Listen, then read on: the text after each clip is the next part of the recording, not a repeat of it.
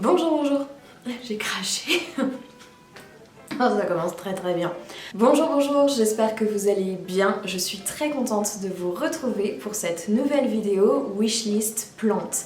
Alors la dernière fois que j'ai tourné cette vidéo, c'était il y a un petit peu plus d'1 an et demi et je vous avais présenté uniquement des plantes d'intérieur. Et d'ailleurs, depuis cette vidéo, il y a 2 plantes de cette wishlist qui sont arrivées à la maison. Mais aujourd'hui, j'avais envie de faire une petite sélection plantes d'intérieur et plantes d'extérieur. Alors bien évidemment, toutes celles que je vous avais présentées dans mon ancienne vidéo sont toujours sur ma wishlist, même si j'ai mis les calathea en stand-by parce que clairement dans cet appartement ça ne fonctionne pas du tout. Mais depuis, il y a 2 nouvelles plantes qui me font clairement de l'œil et c'est de celles-là dont j'avais envie de parler aujourd'hui. Alors on commence tout de suite avec les plantes d'intérieur qui me font très envie et ce sera absolument sans surprise pour aucun d'entre vous, je pense.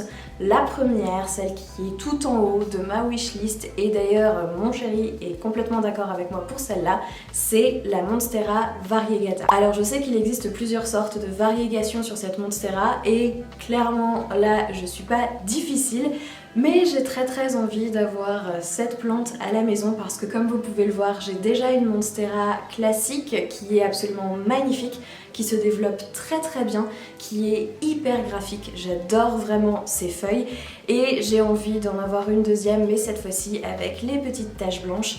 Alors je vous avais dit dans une ancienne vidéo que j'ai tournée il y a un petit peu plus d'1 an et demi que à la base la Monstera variegata, je comprenais pas trop toute la hype qu'il y avait autour parce que c'était juste une Monstera normale avec des taches. Et en fait, depuis, clairement, je suis tombée en amour avec cette plante. Je comprends totalement pourquoi les gens sont archi fans. Malheureusement, les grosses plantes sont pas du tout, mais alors pas du tout dans mon budget. Et comme j'étais trips à la maison, eh bien j'hésite un petit peu à en ramener. Donc je me dis que sinon il faudrait que je trouve une bouture d'1 ou 2 feuilles avec des feuilles qui sont déjà assez larges, avec peut-être quelques trous à l'intérieur, pour essayer de la faire grandir chez moi et voir si elle pourrait s'adapter, en gardant bien évidemment un œil dessus et en vérifiant bien régulièrement qu'elle soit pas attaquée par les trips. Mais c'est vraiment une plante qui maintenant depuis plusieurs mois me fait très envie. La deuxième plante dont j'avais envie de vous parler aujourd'hui, c'est le Philodendron tortum. Alors celui-là il sera clairement pas du goût de tout le monde, mais moi j'adore cette plante, je suis archi fan de ces feuilles ultra graphiques, très bizarres, qui apportent vraiment un intérêt je trouve aussi dans une décoration d'intérieur. Ça change en fait un petit peu de tous les feuillages, disons avec les feuilles en forme de cœur qu'on a plus ou moins habituellement sur énormément de plantes comme les philodendrons, comme les pothos, etc. Donc vraiment j'adore cette plante, je trouve que c'est ultra joli dans un pot en terre cuite. En plus les philodendrons se plaisent bien à la maison, j'arrive relativement bien à m'en occuper. Donc je me dis que c'est pas impossible que dans un avenir plus ou moins proche, je craque sans trop d'hésitation sur cette plante parce que vraiment je l'adore, je la trouve absolument magnifique. Je passe tout de suite à la 3e plante de ma liste et il s'agit de l'Alocasia Friedeck. Alors si vous m'avez un petit peu suivi depuis quelques temps, vous savez que les Alocasias et moi c'est pas totalement une histoire d'amour. J'en ai plusieurs à la maison, mais à chaque fois ils perdent leurs feuilles au bout de quelques mois et ils finissent tous avec une seule feuille. J'ai pas encore trouvé exactement comment les cultiver pour qu'ils se plaisent à la maison. J'ai l'impression que ce sont des plantes qui ne m'aiment pas trop, mais personnellement je les adore. Donc bien évidemment cette Alocasia qui est absolument magnifique avec des feuilles qui sont un petit peu dentelées sur les côtés, avec des feuilles veloutées, vert foncé, des nervures blanches, et bien sûr qu'elle me fait envie, bien sûr qu'elle me fait de l'œil.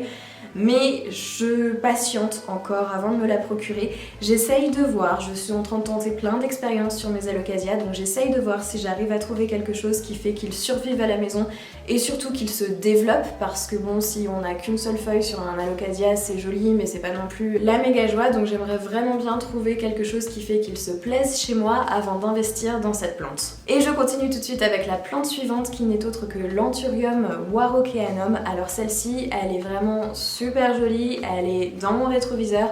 mais je ne sais pas si j'investirai un jour. Alors cette plante, je l'adore parce que bien évidemment les feuilles sont magnifiques. Elles sortent aussi de l'ordinaire parce que bien évidemment les feuilles sont beaucoup plus longues que celles qu'on peut trouver habituellement. Elles sont vert foncé, elles sont veloutées, elles ont des nervures plus claires, bref ça rentre absolument dans l'univers que j'aime sur les feuilles en ce moment. Mais je ne suis pas sûre d'investir tout simplement parce que mon chéri trouve qu'on a beaucoup de plantes qui se ressemblent à la maison. Et c'est vrai qu'elle ressemble un petit peu au philodendron mélanochrysum, elle a aussi des traits de l'anthurium clarinervium. Et en plus, si un jour j'amène un alocasia fridac à la maison, il va se dire mais en fait c'est une blague, tu nous ramènes que des plantes identiques. Alors moi je vois qu'elles sont différentes, hein, on est bien d'accord. Mais pour le moment, je pense qu'il va falloir que je choisisse et à choisir, c'est vrai que je me dis autant ramener des plantes qui sont vraiment différentes de ce que j'ai jusque là. Et si un jour on déménage dans quelque chose de plus grand, avec plus d'espace, peut-être que je pourrais me permettre de ramener des choses qui ressemblent déjà un petit peu à ce qu'on a déjà. Et enfin, la dernière plante dont je voulais vous parler, et là vous allez rire et vous allez vous dire mais quelle vidéo en carton, c'est une plante dont je n'ai pas le nom, dont je n'ai pas réussi à retrouver de photos sur internet, donc je vais faire de mon mieux pour vous la décrire et pour vous expliquer un petit peu à quoi elle ressemble.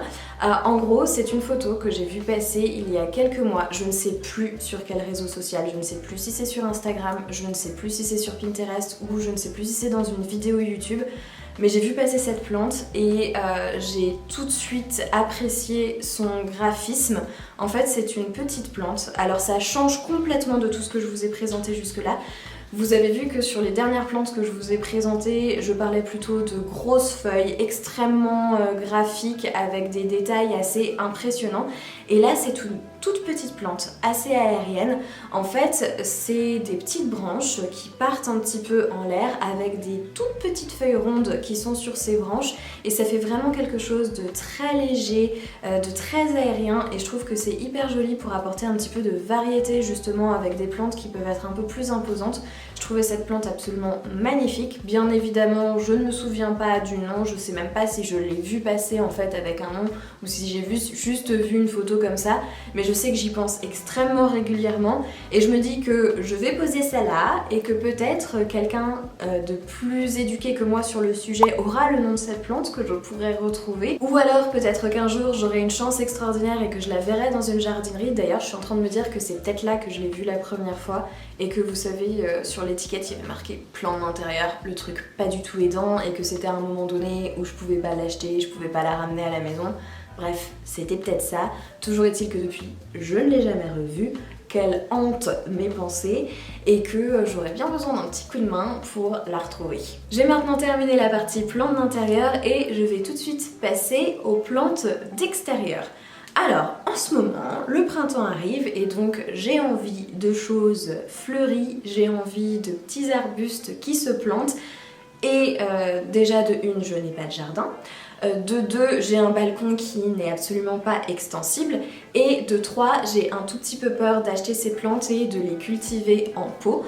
Mais néanmoins, elles me font de l'œil, j'en rêve d'avoir ces plantes avec moi. Et bien évidemment, parce que je suis absolument pas raisonnable, je ne fais que regarder des vidéos de Silence ça pousse avec Stéphane Marie. Vous savez, le truc pas de panique, je refais votre jardin, je refais votre balcon, je refais votre terrasse. Et donc je les vois passer en permanence et ça me fait un petit peu baver comme ça. Bref, je vais pas m'étaler 163 ans sur le sujet, vous avez compris l'idée. Et donc je vais juste vous présenter ces plantes d'extérieur qui m'appellent. La première, c'est la glycine. Il y en a une chez mes parents qui est absolument magnifique, qui tous les ans est ultra fleurie, qui pousse le long de la façade. Ça fait une maison absolument incroyable vue de l'extérieur. Et bien évidemment, tous les ans, au même moment, on voit passer sur Instagram des photos superbes de glycine en fleurs avec des maisons qui sont absolument magnifiques. Et ça me fait tellement envie d'en avoir une. et je pense qu'un jour je craquerai, que j'en achèterai une parce que finalement on trouve pas tant de maisons que ça où il y a déjà des glycines de plantées.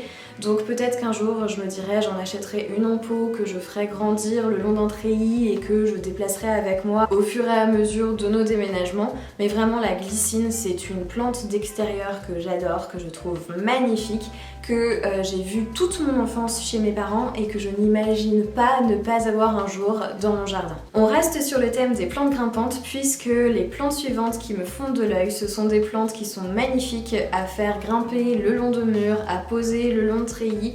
D'ailleurs peut-être que je m'aventurerai à ça au printemps, de me dire que j'investirai dans un bac où je peux planter un treillis en bois et faire grimper des plantes dessus.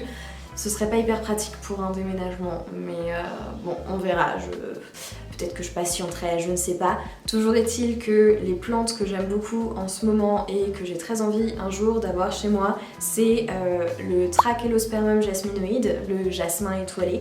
C'est les passiflores. J'en avais acheté une l'année dernière qui malheureusement n'avait pas survécu, mais j'adore ces plantes. C'est absolument magnifique, leurs fleurs sont incroyables. Et la dernière plante grimpante que j'aime beaucoup, c'est la clématite et notamment la clématite armandie qui a des toutes petites fleurs un peu en forme d'étoile, un petit peu comme le jasmin finalement, et je trouve que c'est vraiment super joli, c'est très agréable à regarder tout de suite, ça fait beaucoup moins nu. Là je regarde dans cette direction depuis tout à l'heure parce que en fait on a un mur sur notre balcon qu'on voit depuis notre canapé qui est beige, moche, absolument pas agréable à voir, et je me dis ah ce serait si joli avec une plante grimpante sur ce mur.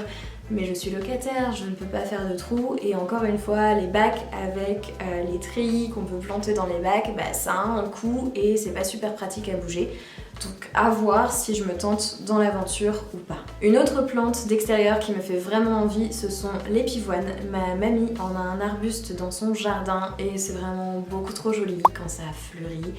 J'aime énormément les pivoines pour en faire des bouquets, mais je trouve que c'est encore plus chouette d'en avoir dans son jardin, de voir que ça fleurit, de voir que ça évolue, Vous avez compris, je vais pas la refaire à chaque fois. J'aime beaucoup cette plante, j'aimerais en avoir une un jour. Je pense que c'est possible de cultiver les pivoines en pot, donc peut-être que ce sera quelque chose que je m'essaierai à faire, mais c'est vrai que pour la plupart des plantes dont je vous parle maintenant, j'ai un petit peu de réticence à les mettre en pot. Je me dis que ça doit quand même beaucoup mieux évoluer dans la terre. Alors j'en ai quelques-unes qui se cultivent normalement mieux en terre, que j'ai essayé de mettre en pot sur mon balcon. Typiquement le mimosa, l'hortensia, l'érable du Japon.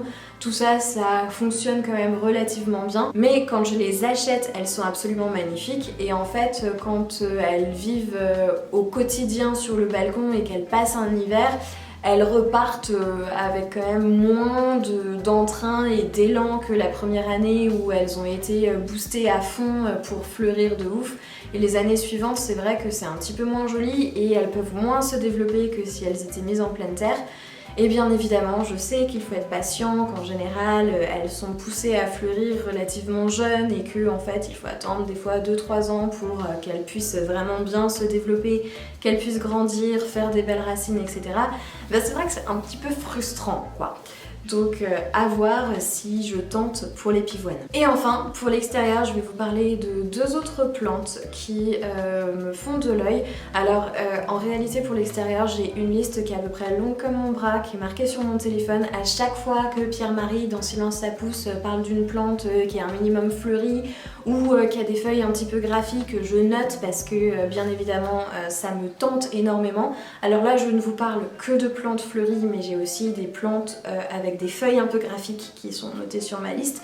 Mais là en ce moment j'ai envie de fleurs, donc j'avais envie de vous parler des plantes fleuries. Bref, Anaïs, arrête, avance. C'est compliqué aujourd'hui, Donc, les deux plantes restantes dont je voulais vous parler, c'est le Pieris sarabande et le Viburnum boule de neige. Vous aurez remarqué qu'il y a un petit peu un thème de fleurs soit blanches. Alors pour la glycine et la passiflore, c'est pas forcément blanc, mais il y avait quand même beaucoup de fleurs blanches qui revenaient. Et j'aime beaucoup ici donc le Viburnum boule de neige et le Pieris sarabande parce que ça fait des jolies fleurs, parce que le feuillage est super joli. Je sais aussi que pour le Pieris, ça fait non seulement des fleurs au printemps, mais ensuite quand il fait des nouvelles pousses, que les fleurs tombent et qu'il continue de se développer en faisant des nouvelles pousses, ça fait des feuillages qui sont pourpre au départ, donc je trouve ça hyper intéressant d'avoir des plantes qui évoluent comme ça, avec des couleurs qui changent, avec voilà, des textures un petit peu différentes, un peu intéressantes. Donc ce sont aussi deux plantes qui me font très envie, que j'aimerais bien un jour avoir chez moi. Alors faudra imaginer que plus tard, chez moi, j'aurai un jardin avec des zones différentes, avec une zone où en gros il y a le soleil du sud, une zone qui est un peu plus à l'ombre, une zone où j'ai de la terre un peu plus acide, pour que je puisse avoir toutes les plantes qui me font envie, parce que clairement, bon, il y a probablement des choses qui ne peuvent pas pousser ensemble. Mais voilà, ça n'empêche que quand je vois ces plantes, je les trouve magnifiques et que je me dis « Oh, peut-être un jour ». J'ai fait le tour de toutes ces plantes qui me font de l'œil en ce moment. J'espère que la vidéo vous aura plu. Comme vous pouvez le voir, j'étais extrêmement en forme. En fait, je pense que c'est parce que le soleil a fait son apparition après plusieurs jours de grisaille, donc ça me met vraiment en joie. Toujours est-il que j'espère que vous avez passé un agréable moment, peut-être que ça vous aura aussi donné des idées ou juste que ça vous aura diverti, c'est bien aussi, hein. En tout cas, je vous souhaite une très belle journée et je vous dis à très vite.